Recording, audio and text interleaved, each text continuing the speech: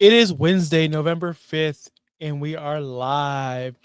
This is a Saturday. This is the Wednesday Showdown show. That's right. And we are in double digits if you haven't been paying attention. It's now week 10 in the NFL. So we have some crucial start sits decisions for you this week. So make sure you stay tuned. I'll see you on the other side.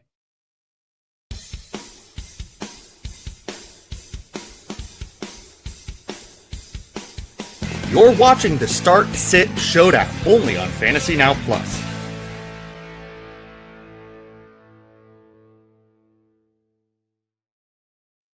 Thank you for that introduction, Topher. I miss Topher. I can't wait to do a show with Topher again in the offseason, man. One of my favorite shows of all time is our award show that we had last year, where he pretty much took my side on everything. So thank you, Topher, for that. That's why Mahomes is your reigning, defending, most consistent fantasy player of the year, and he might win it again this year. He might. Anyway, what's going on, Justin? What is going on? Another fantastic day of fantasy football. Fantastic day. You have some terrible matchups that we can discuss today, like awful, like why? But I guess we're in week 10, and that's why we're going to be talking Romeo Dobbs today and other players of note. So let's not waste anyone's time. We'll be answering everyone's questions at 12:30. If you want to get your questions answered now, and possibly you don't have time to wait till 12:30, jump in our Discord. We have people waiting to answer all of your questions. Chat.fantasynowplus.com. I'm sure you can at Brian, you could at Tim, you could at Will, you could at me. I won't answer because Sean told me not to have my phone, but you can add us right there, right now, if you want your questions answered. If not, you got to wait till 12:30.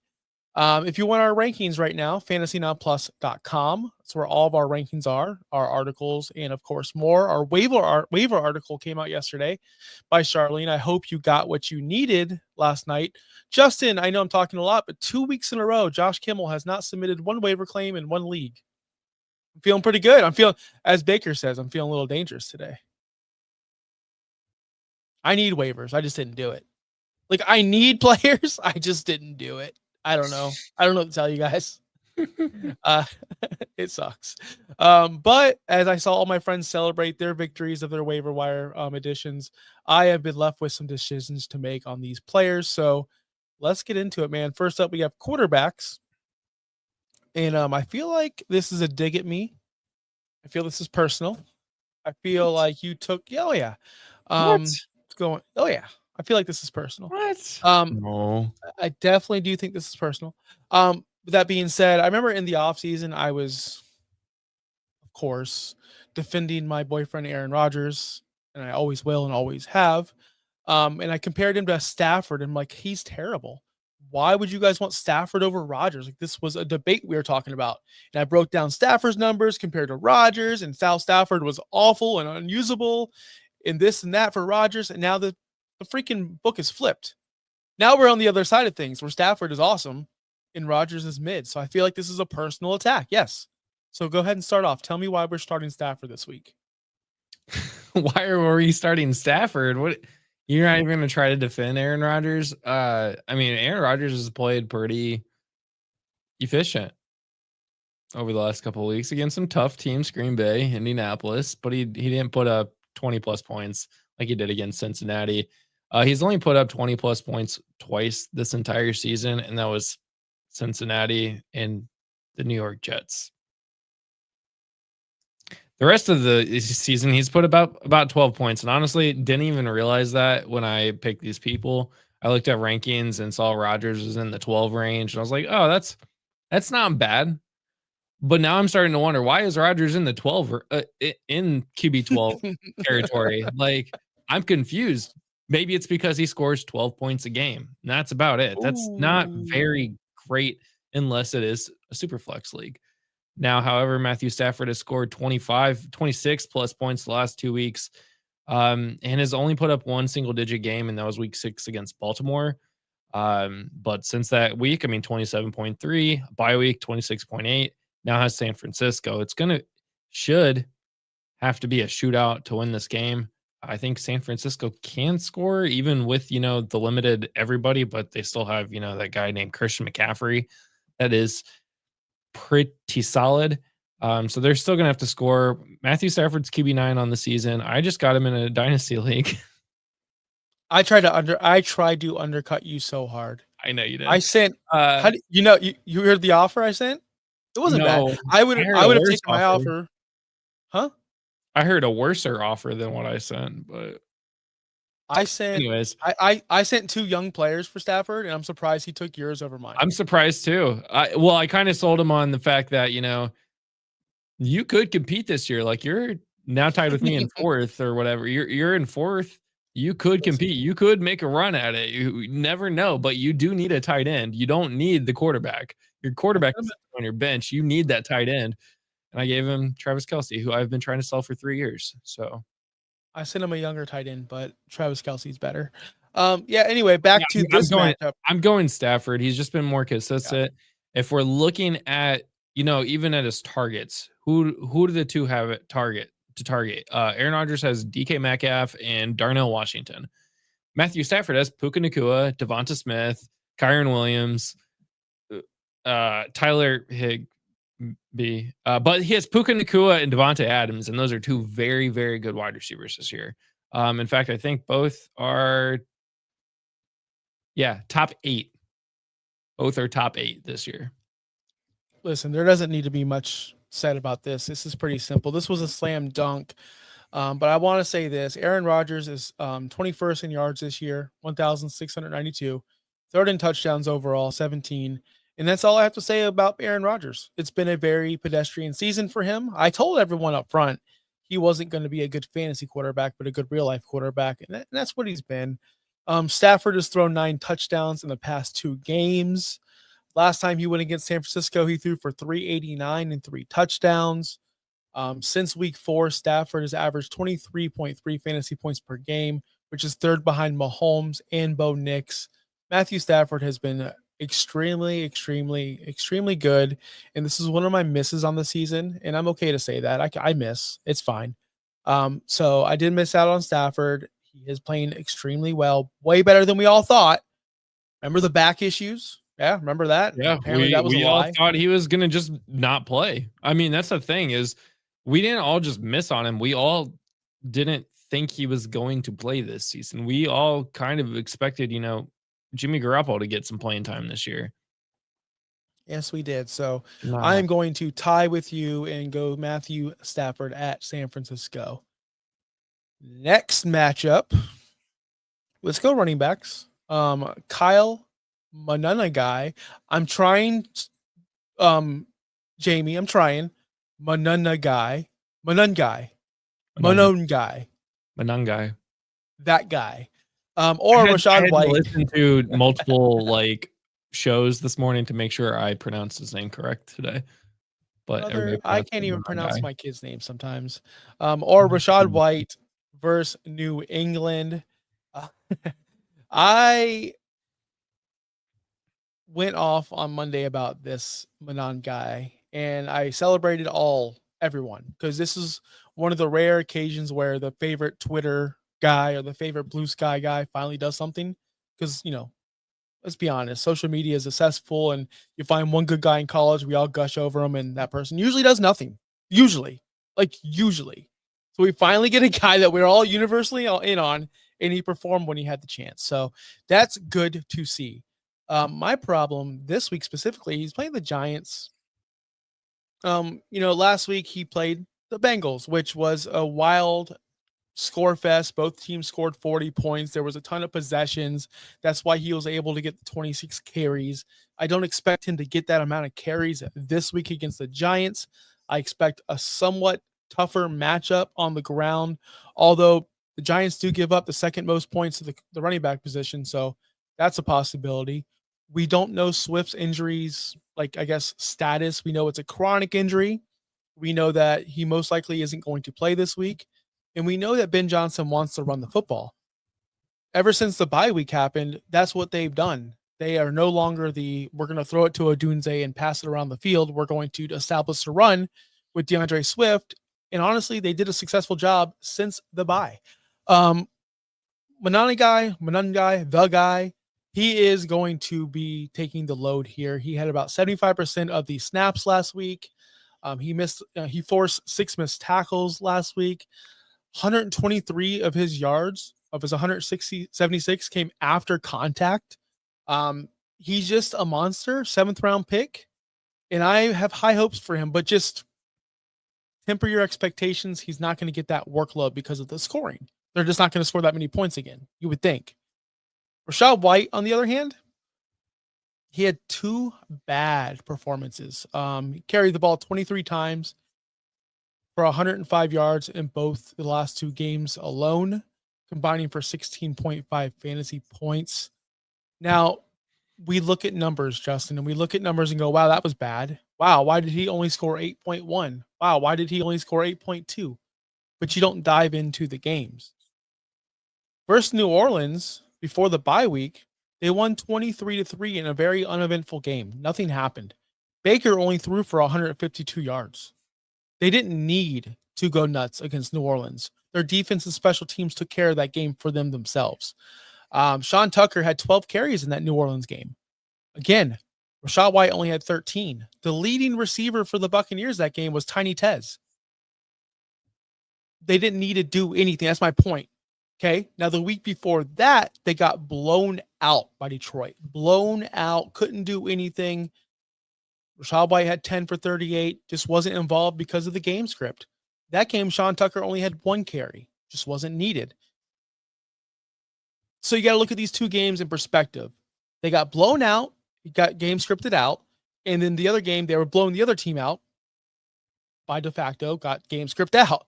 So with that all being said, they're playing New England. I think it's going to be a competitive matchup.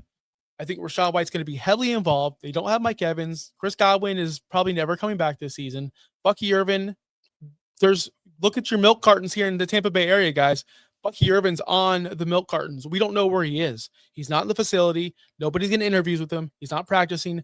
Nobody knows where he is. It's the Rachaad White show, guys.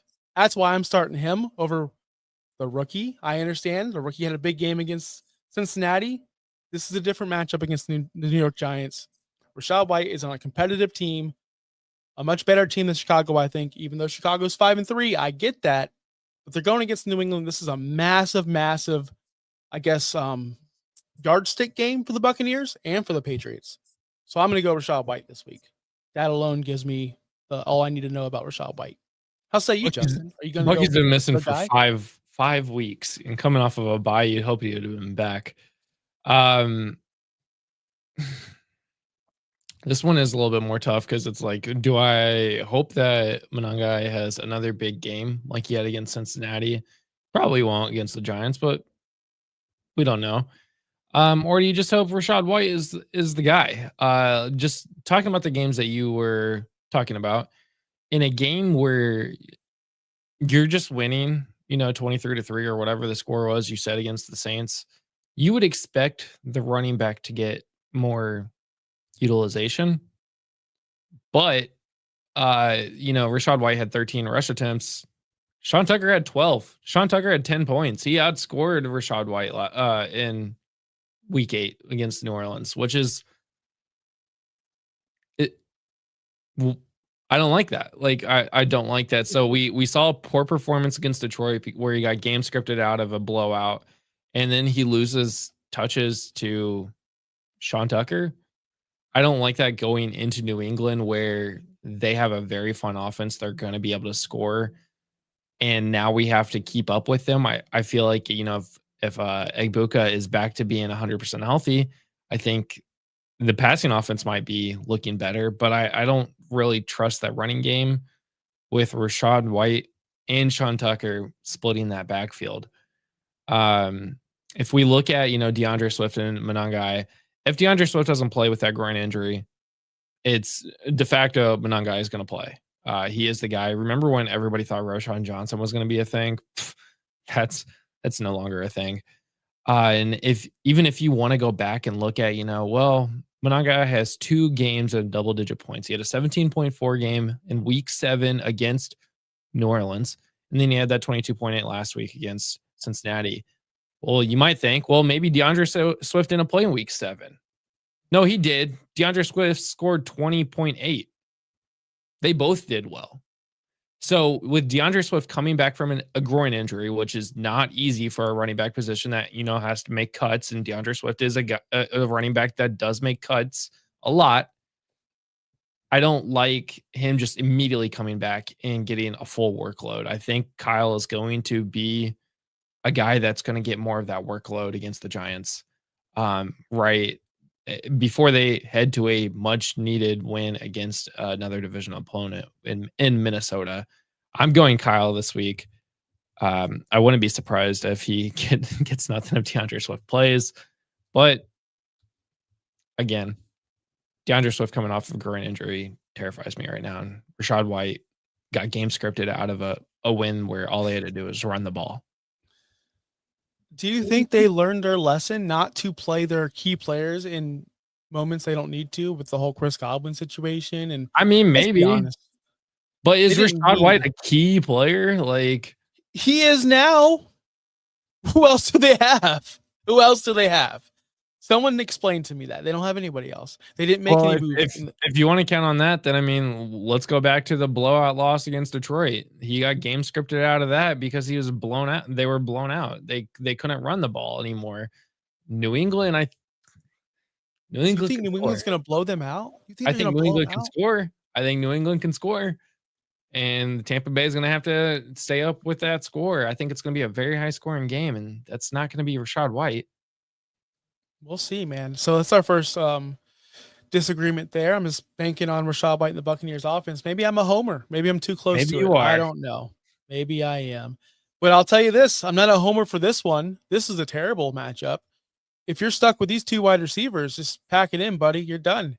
We got Parker Washington of the Jacksonville Jaguars and Romeo Doubs of the Green Bay Packers. I don't like any of these guys. I don't know what we're doing here, but we're stuck in a situation where Brian Thomas Jr. is questionable with an ankle sprain going into this week. Travis Hunter is on IR. It's not like he was contributing anyway. He wasn't doing anything. And then they just traded for Jacoby Myers, which in the past, which I don't know what's going on. In the past, when a player was traded mid-season, it's like they weren't used for another 2 years. Like I didn't understand the trade deadline back then. They didn't use it. Now players just come and go as you please. Oh yeah, pick up the offense. Maybe they dumb down playbooks. I don't know. So Jacoby Myers could be in play this week, which leads me to believe, why are we still talking Parker Washington? Let me explain. So Houston's a very tough defense. We all saw what they did to Bo Nix and the Denver Broncos. Cortland Sutton was pretty much shut down. Troy Franklin, 10 targets, didn't do much with it. They pretty much said, Bo Nix and all y'all, we're done with y'all. What do you think they're going to do to Trevor Lawrence, Mr. Mid? There's no other mid quarterback than Trevor Lawrence right now, currently in the NFL. Is Jacoby Myers going to come in and take all those targets? Because he did it in Las Vegas for a long time until they had Brock Bowers and now Trey Tucker. People are thinking Parker Washington's going to get peppered these 9 targets like he did last week. That's not a realistic scenario, especially with the acquisition of Jacoby Myers and this Houston defense. Who's Stingley going to be on? Is he going to be covering Myers or Washington? I doubt they're going to waste their time putting him on Washington. Maybe. I don't know. On the other side, we have Romeo Doubs, who I had to look this up. He does lead the Packers in targets. Didn't know that. Congratulations, Romeo Doubs. Since he leads the room with 52 targets, their second leading target getter is now out with an ACL injury, Tucker Kraft. Justin, for $1 billion quadrillion, who is the third most target leader in Green Bay behind Tucker Kraft for $1 bajillion? Third most? Yeah. Oh, God. Well, That's what I'm saying. There's no one else. It's Golden. It has to be It's Matthew Golden. Yeah. It's Golden with 29. But my point is they don't really have anyone else. They don't have a dominant target. I know Christian Watson is back, but we're not calling him dominant last I checked. So the last person that is actually an alpha is Romeo Doubs. He's earned 8.2 targets a game since week 4. He had a season high 10 targets last week against Carolina. I can't believe I'm saying this. Well, I can because it's Parker Washington on the other side. This is a slam dunk. I'm picking Romeo Doubs against Philadelphia. I'm not looking back. You guys can take your chances with the new hotness against Houston. I'm out. I'm full out. I couldn't be more out on a player. I think this is the biggest landmine. I think this is the biggest waiver wire free agent acquisition waste of money you could possibly do this last night. So that being said, Romeo Dobbs in a slam dunk runaway contest. Tell me you're taking Washington after that, please. Well, the only thing I got for you is that 19 targets over the last 2 weeks that he's played. 19 targets, 12 receptions, 142 yards, no touchdowns yet. He's been pretty solid. He's somebody that we did tell everybody to pick up on waivers if he's there because injuries happen. But now let's look at Brian Thomas might not play. Travis Hunter on IR. Jacoby Myers has to pick up a playbook this week. Yeah, Jacoby Myers is probably the de facto wide receiver 1 with Brian Thomas out. But we can't even pretend Brian Thomas has been playing like Brian Thomas all year. So, and even with Brian Thomas playing, Parker Washington was outscoring him. So, the targets favored Parker Washington. And last week he caught 8 of 9 balls. I think the offense favors him, but he does have a very tough Houston defense this week. Romeo Dobbs, like you mentioned, is now the de facto target 1 in Green Bay. And he's getting, since week 4, 8 or more targets, minus the 6 targets in week 8 against Pittsburgh. Going up against Philly, they're going to have to play. They're going to have to score. And they're going to have to score. Josh Jacobs hopefully is back. He was injured last week. No, he played last week. Just kidding. There's questions of whether he's going to play or not. I think I do go Romeo Dobbs here as well. I want Parker Washington to do well, but Houston defense scares me. Jacoby Myers being added to there. Brian Thomas might actually play. All of that's taken away from Parker Washington. If they didn't get Jacoby Myers yesterday, I think I'm going Parker here. But with Tucker Kraft's injury and Jacoby Myers' trade, I think that changes. And this was all we picked this before the announcement of the trade yesterday. So of course, yeah, we have guys. We're prepared. We don't just wake up on Wednesday morning. Oh, who are we talking about? No, we actually have a game plan. And sometimes we need to change the game plan. Sometimes we go, F it, we're gonna roll with it. And that's what we did here. We just rolled with it. So we're both picking Romeo Dobbs. Would have been you're right. It would have been a closer matchup if Myers wasn't traded there. I'm still going Dobbs though. You think I'm so? still going Dobbs. I would have probably gone Parker, just because who just like Dobbs, who's getting the ball? You're right, but even when Brian Thomas and Travis Hunter were healthy, who was getting the ball? Still nobody. Like just because if your quarterback and offense is mid doesn't mean you're going to get like 1,000 targets all of a sudden. No one when Tech gets hurt or if Tech gets hurt in Carolina, I'm not rushing to go get out Coker like all y'all are. I'm not doing that. Sometimes opportunity is awesome. Sometimes opportunity is just opportunity, and it's just what the players do with it. For sure. Tight ends, our last one. We have Kyle Pitts at Indianapolis, or he's on our list every freaking week. Zach Ertz. No, he's not. Bro. I've talked Okay, more about Zach Ertz on this show. He was on here in week 7. My bad. I didn't even see that. I wasn't here, so I didn't get to talk about Zach Ertz. I just picked the 2 shortest names that I could. Come on. I dig it. So if you're looking for upside, you're looking for more risk, you're looking for more fun, if you're looking for a 0, go Kyle Pitts. Like he can get you the 0, or he could be more fun and get, obviously scoring more points.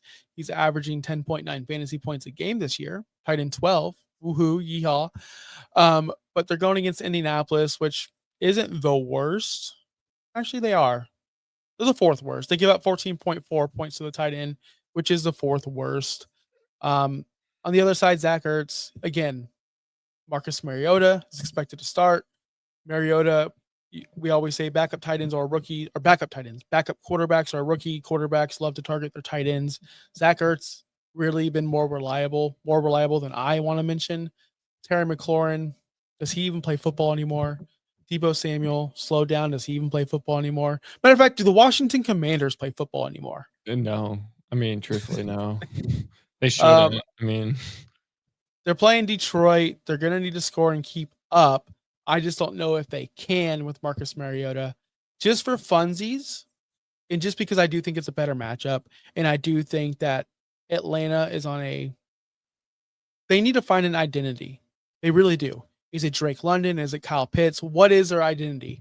So I'm trying to buy into the Kyle Pitts again. I'm doing it, Justin. I'm in on Kyle Pitts this week against Indianapolis, who really can't stop the tight end. yeah, I don't hate that. I don't trust Zach Ertz this week because of the offense. The offense is gone. The entire offense is gone. I don't even know who plays football there. JCM's not anything. Ertz is probably their best player, to be honest with you. Was looking at Kyle Pitts, and I had to remember, where is he actually playing most of his snaps out of? Because if it was the slot or out wide, like, the wide receiver that he really is, then I think I would try to bank on Ertz being better. But Kyle Pitts is actually playing on the line a little bit more, which is interesting. So he's getting lined up with a linebacker, which is honestly kind of smart for Atlanta because he is a wide receiver against a linebacker. Now the Colts also just made a big time trade yesterday, improved their secondary, but it didn't improve their linebacker core. But can they now afford putting more of a corner on Kyle Pitts rather than the linebacker? Potentially. They're also in Berlin this week in an early game, but I still think I take Kyle Pitts and risk it. Like you said, he could get you 0, he could get you a bunch, but I mean, he's been consistent. In the last 3 weeks, he's gotten 26 targets, which is quite a bit. So I think I go Kyle Pitts here this week as well. I don't trust the Commanders offense at all. I don't either. Marcus Mariota played in week 8. Ertz had 6 targets. Marcus Mariota played in week 3 and 4. And he had a total of 7 targets. So Mariota doesn't even target Ertz. So that's not even a factor for me. I think I go Kyle Pitts here as well. Yep, that's what we're doing this week. So we have one disagreement, Rashad White. Yeah. Rashad White. That's not fun. But you know what is fun? We're going to get to everyone's questions because that is my favorite part of this show. Although before we do, we have to talk about Underdog. I told Sean that we will talk about Underdog. So right after this, we will answer all of your questions.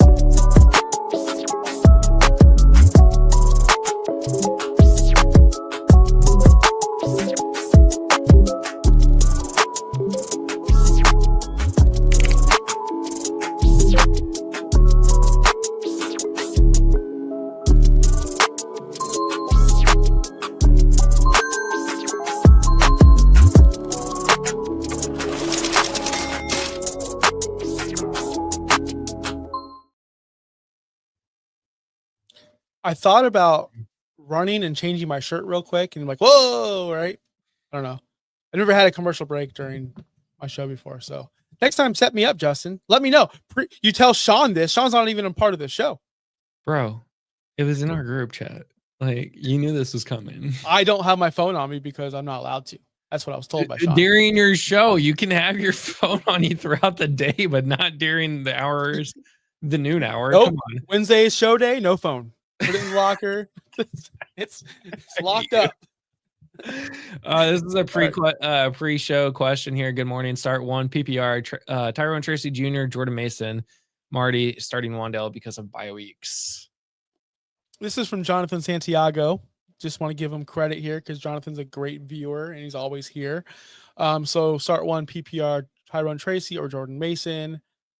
I'm already starting Wandale because of buys. Sorry, I had to read it myself. I'm going to go Jordan Mason here. I'm going to go Jordan Mason here over Tracy. Tracy was the biggest trap. I mentioned on this channel last week, Devin Singletary's alive. Guess what I'm seeing this morning? A lot of Devin Singletary buys. Tyrone Tracy's not a real thing. Jordan Mason isn't either, but at least we know Jordan Mason's going to get the carries. So Jordan Mason. I mean, maybe. I don't trust either Devin Singletary or Tyrone Tracy. I don't trust the Giants offense in general, but I did like Jordan Mason until Aaron Jones came back. And Jordan Mason lost all of his snaps. Like literally Yeah, but he went from 15 down to total of 14 over the last 2 weeks. That's yeah, not great. Jones might not play, right?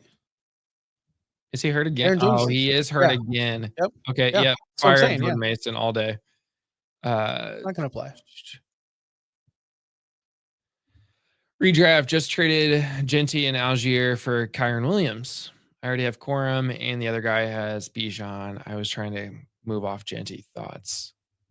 I hate that you moved off Genty. That's my first thought. But I don't hate that you got Kyron. That's my second thought. Algier is a nobody, right? We're not starting Algier anywhere. The only person that has value for Algier is the Bijan manager. I like Kyron a lot. But I don't know why people want to move off of Genty. He's the only show in town. He's getting all the opportunities. He's now getting the catches. He got a touchdown reception last week. I like Genty. I think that he's on a bad offense and he's going to grow next year. But yeah, Kyron is probably safer. So I like it. Yeah. Who should I start? JMO, RJ Harvey, or even Loveland at the flex? I hate RJ Harvey. I hate him so much. I want him to go away. But he scored a touchdown last week and he just won't ever go away. He had 2 carries last week, 5 targets, 5 catches, 1 touchdown. He's not going to get the catches consistently. That was his most targets since week 4. In week 4, he had 5 as well. He hasn't had double-digit RJ Harvey, that is. He hasn't had double-digit carries since week 4 as well. J.K. Dobbins just won't die. His snap share is below 30% every single week except for week 4. I can't start RJ Harvey in confidence with that 30% snap share. I can't do it. So it goes down to JMO or Loveland to me. And that's being said, I'm going to go Jameson Williams because Loveland, without that 56-yard touchdown at the very end of the game, what did he do? He had a great game, but not like a great game like he had. So I'm going to go Jameson Williams. Yeah, it's 12 points off the final play, which is 17 points without that. It's still pretty good. Jameson Williams is the definition of boomer bust. He either will score you 18 points, literally 18.6 points, or single digits, or none. So at least he's in the game. At least he's in the game. But yeah, at least he's in the game. Loveland is getting upticks. In fact, our friend of the show, Mr. Oh God, that's embarrassing. Friend of the show, but we don't know his name. From NFL Network. Adam Rank. Adam Rank was buying Loveland, or he was telling everybody you should start Loveland this week because he's finally getting used. Apparently, was injured at the start of the season, and now he's getting going. But Jameson Williams has Washington this week. Fire up, JMO. Fire up, JMO. I have Debo or Diggs, or should I start with Mayfield over? Well, first, let's go with Debo or Diggs. I would start Diggs. And now Mayfield over May. No. So, Craig, this is from Craig Lennox. We're gonna go Debo over Diggs for real life. Yeah. No. I said Diggs. Okay. Yeah, we're gonna go Diggs, and we're gonna stack that with We're gonna stack that with May, and we're gonna have fun, and we're gonna fire them cannons for New England, and they're gonna score a lot of touchdowns. Or Genty. I'm going Genty. Come on, man. Why you gotta do that to me? Kittle or Warren? Let's go Genty. Kittle or Warren? They play in that stupid overseas game, right? Yep. And Kittle is got the Rams. Los Angeles. Yeah, they got the Rams. Let's go Warren. Kittle has been so weird this year. Let's go Warren. He's more consistent. Yeah, he is. Get right game. Get right game. This is a get right game for Warren right before the bye week. Also, I think the entire Colts organization is hyped after yesterday. So I think this week should be a pretty solid. And I'm gonna go. And I'm gonna go Studskins at the Jets. By the way, if he's playing. Oh, over Genty? Yeah. Okay. Just want to put that out there. Been streaming PPR tight end. Can you rank Theo Johnson, K-Dot, and their Colston Loveland? Streaming PPR tight end community. Okay, Otten is so I would last. go. Yeah, Otten's last. So goes Theo Johnson and Loveland. Cole Kmet, if he's still out, we like Loveland better. Theo Johnson is second. We like Theo Johnson, but he's not going to give you the yardage that Loveland can give you. Right. So Loveland, Theo, Cade. Cade. Yep. I'm not calling Monangai that, Jamie. Bo Nix versus Las Vegas on Thursday night, or Sam Darnold versus Arizona. Both home games, 4-point passing touchdown league. I'm gonna go Mr. Samuel Darnold against Arizona. Because I don't like Thursday night games, and I don't like Bo Nix. I like Bo Nix, but I think Sam Darnold is a safer floor. Bo Nix gives you that upside, though. Don't get me wrong. We could be super, super wrong on this. In the past, I think since week 4, because I just did this with the other quarterback we talked about today. Since week 4, Bo Nix is quarterback 2 on the season. It's because of that big 40-point game, but it still counts. Sam Darnold just consists 21 for 24 last week. Come on. Sam Darnold is locked in, brother. And JSN is I'm going to cry because I've been calling this for years. Not years, but JSN is finally like, this is the year of me. Like, have I gotten one? Like, I have JSN as wide receiver 1 this week. I had JSN as wide receiver 1 last week as well. With Sam Darnold threw 4 touchdowns before he threw an incompletion last week. It's wild. All right, let's get the lonely stoner. 12-team PPR, 6-3, heavy at wide receiver with JSN, Chase, London, Flowers, and Waddle. The running backs are Kyron, Henderson, Rashad White, Algier, with Scat out for the year. I traded Flowers for Judkins yesterday. Was that a win? Yes. Good job. Let's go. Anytime you add Studkins to your roster, that is a win. Is that the question? Yeah, it was talking about their win. Yeah. Was it a win? And it was. Yes, hit the like button. James Cook, not at practice, foot, ankle. Who is the Bills running back to pick? Ray Davis. Out. Ray Davis. Oh my God. What does James Cook? He had the ankle injury, didn't he? Yep. Ray Davis is the backup. I don't know. I would pay attention to practice reports. Ray Davis had 0 touches last week. Ty Johnson had 2. Ty Johnson is the backup. We'll see. I think the most let me put it this way, guys. The backup. The most valuable backup running back in Buffalo is the one that's going to score touchdowns, and it's going to be Ray Davis. And it's neither of them, because neither of them. Ty Johnson scored a touchdown last week. Ty Johnson scored a touchdown last week. I'm going to kick this guy out.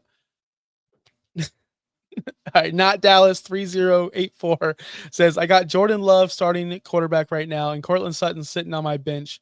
Should I trade Love and Sutton for Drake May and DK? If you can make that happen, yeah, I would. I don't know if I. Troy Franklin is more of a target now in Denver than Cortland Sutton is, unfortunately. Yeah, but DK Metcalf is. I'm looking at May as the best player in this trade right here by far. And I'd rather have DK over Sutton. I'd rather have Sutton over DK.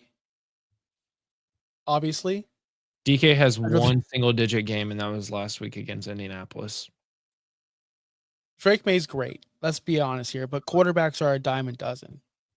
Jordan Love is available and able to have a quarterback 1 week. He just did it 2 weeks ago, so it's possible.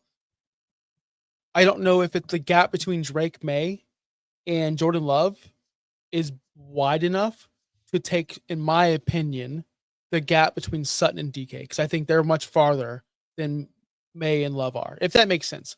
But to be fair, do what you got to do. You can agree with Justin or myself. I don't think the gap. I think there's too far of a gap between the receivers. That's all.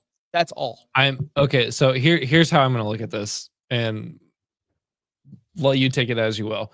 Over the last 4 weeks, Cortland Sutton has scored 2.7 against New York, 16.7 also against New York, 10.7 against Dallas, and 10 against Houston. He has Las Vegas, Kansas City, then a bye week, then Washington, and then the playoffs start. Metcalf already had his bye week. He has the Chargers this week. Then he has Cincinnati, Chicago, Buffalo, Baltimore. Some of those games are going to have to be shootouts to be able to win.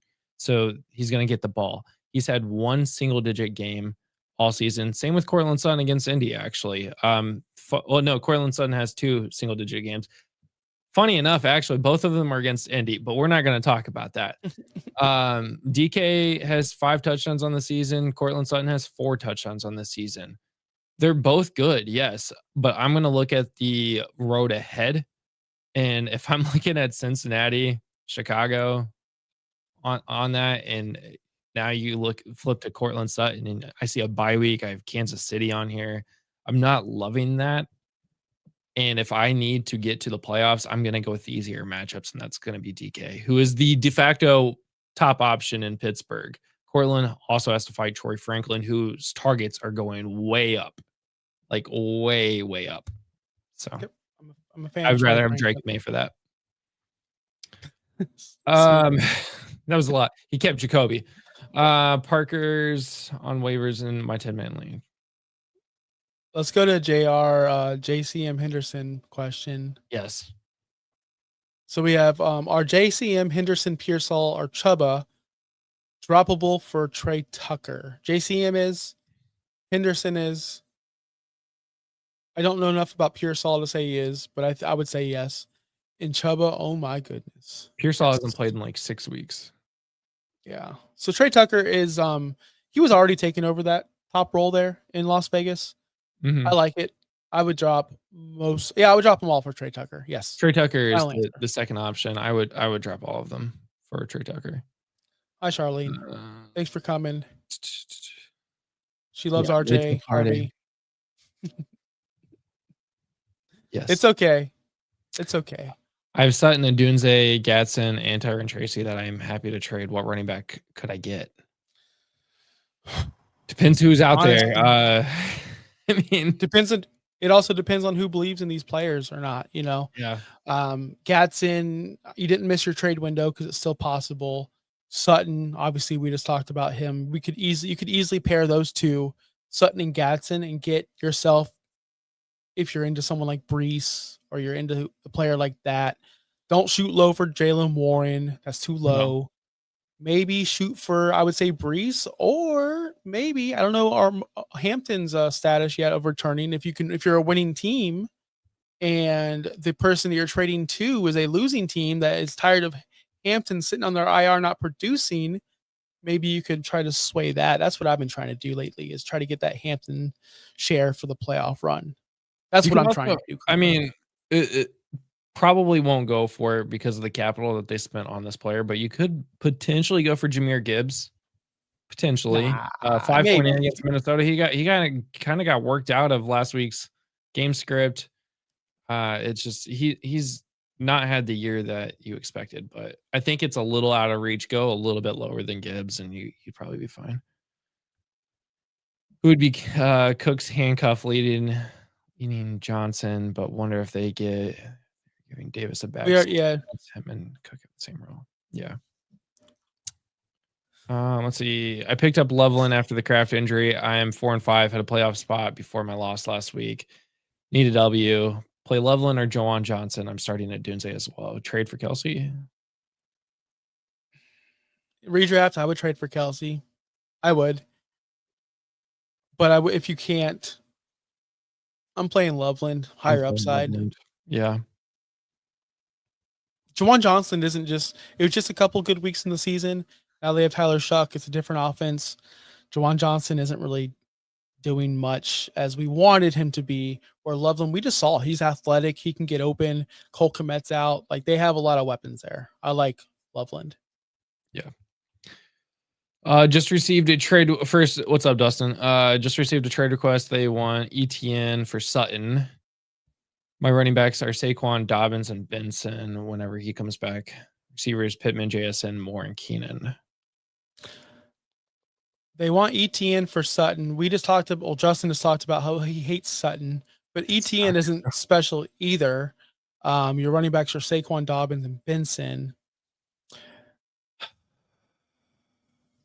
So Sutton's going to be your de facto wide receiver 3 behind Pittman and JSN. So as a wider, here's what you have to ask yourself, Dustin, and anyone listening, when you evaluate these trades. ETN is currently your possibly running back 3. Sutton would be your wide receiver 3. Is it more important to keep your solid running back 3, because that's what he is? Travis Etienne is a solid running back 3 for you.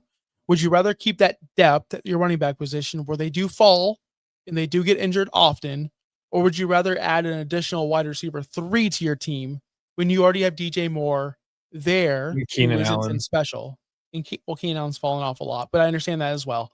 So that's how I would evaluate that, Dustin. Would you rather give up depth at running back to add a little bit extra to your wide receiver room? I personally wouldn't. I want the depth.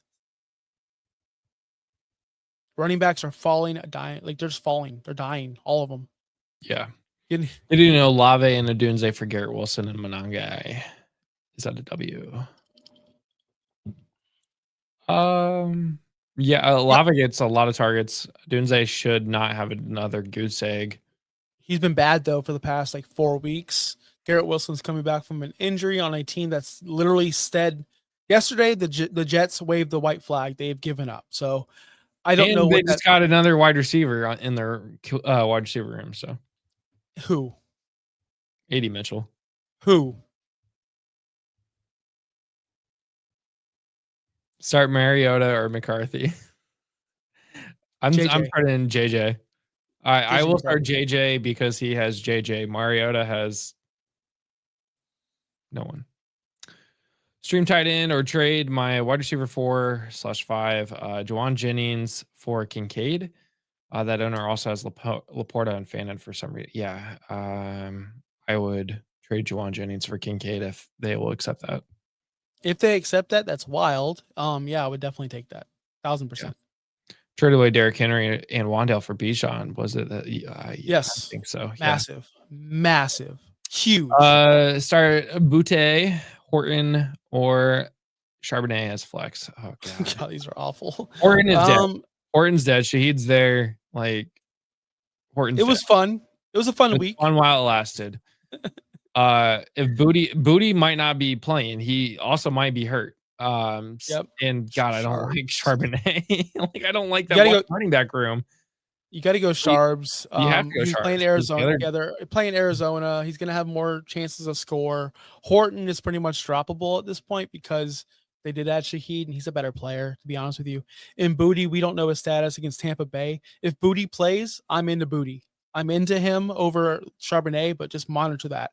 Booty is my guy until they announce he's either out or it's already been announced. I'm into Booty. We know. Back to this one where he just got Derrick Henry, or he got Bijan for Derrick Henry and Wandale. RB2. We're looking at Kenneth Walker III, Ramondre Stevenson, or Trevion Henderson. Ramondre's been good this season. I hate it. Is he back? Hate it so much. Is he actually back though? If he's back, you play Ramondre. If he's not back, you play. Yeah, he still has that toe injury. We have not heard anything back from that yet. So you know what pisses me? I already went off about Trevion Henderson on Monday. I don't understand why he finally gets a shot and they pick this no-name Jennings loser. No disrespect to you, Jennings. You'd probably beat me up. But God, it makes me so mad that we invested so much in Henderson for this return. It just makes me upset.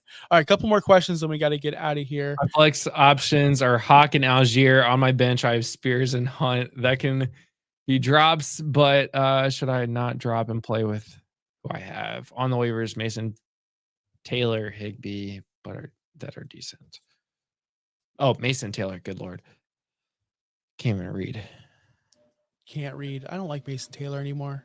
I don't want to touch any Jet anymore. Even Brees. I'm over it.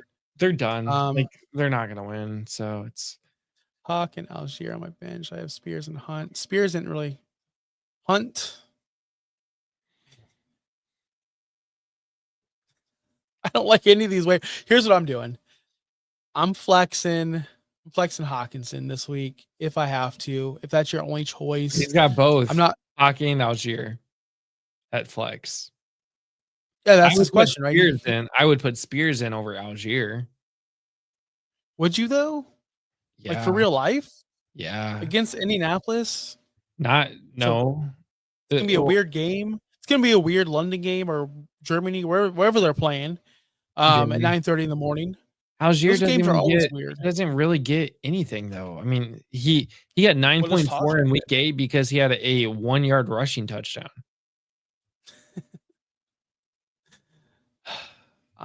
Okay.